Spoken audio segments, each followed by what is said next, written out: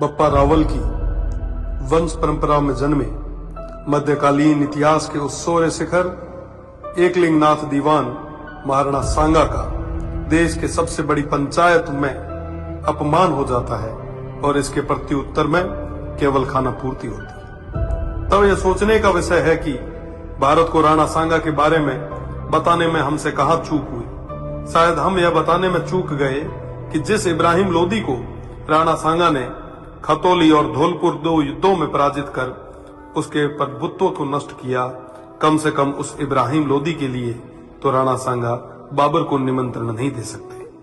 1519 में गागरोन के युद्ध में मालवा के सुल्तान महमूद खिलजी को 3 माह बंदी बनाने वाले, ईडर के युद्ध में गुजरात के मोहम्मद शाह की सेना को पराजित करने वाले, दिल्ली, मालवा और गुजरात की संयुक्त सल्तनतों को हराने वाले तत्कालीन भारत के शक्तिशाली शासक राणा सांगा को कहां जरूरत है किसी विदेशी को आमंत्रित करके सहायता लेने की। दौलत खान लोदी जैसों के निमंत्रण पर आए बाबर के विरुद्ध मेवाड़ के आसपास के शासकों ने राणा सांगा के झंडे के नीचे बाबर जैसे आक्रांताओं से लोहा लिया।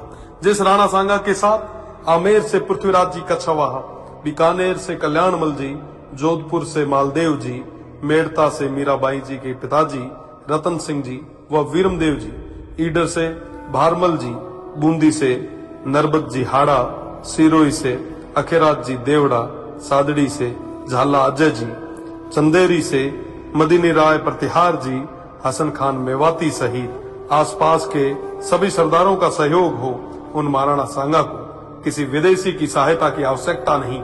इस संयुक्त मोर्चे के बल पर राणा सांगा तत्कालीन भारत के सबसे शक्तिशाली शासक बने। फलस्वरूप स्वयं बाबर ने राणा सांगा को अपना सबसे बड़ा शत्रु बताया। राणा सांगा ने इस संयुक्त मोर्चे के बल पर बाबर को बयाना के युद्ध में पराजित किया और बाबर की सेना को भागना पड़ा। इसी भागती सेना के मुगल जनरल मंसूर बरसाल लिखते हैं कि राजपूत मृत्यु के देवता हैं और वो हमारी तरह युद्ध से मैदान से भागते नहीं हैं। खानवा के युद्ध में बाबर के हरावल दस्ते को बुरी तरह नष्ट किया गया। इस युद्ध में क्षत्रिय तलवारों का पहली बार तोपों से सामना हुआ। उन तोपों को नष्ट करने के लिए वीरों ने अपने सिर तोपों में देके उन्हें नष्ट किया। आज भी यह खानवा गांव महाराणा सांगा के नेतृत्व में इन देशभक्त सूरवीरों के राष्ट्र व धर्म की रक्षा विदेशी आक्रांताओं बाबर और उनकी सेना से युद्ध करते हुए प्राणोत्सर्ग करने का साक्षी है। राणा सांगा न केवल वीर थे बल्कि सभी धर्म और पंथों का सम्मान भी करते थे। राणा सांगा उत्तर भारत के स्वाभाविक नेता बन के उभरे।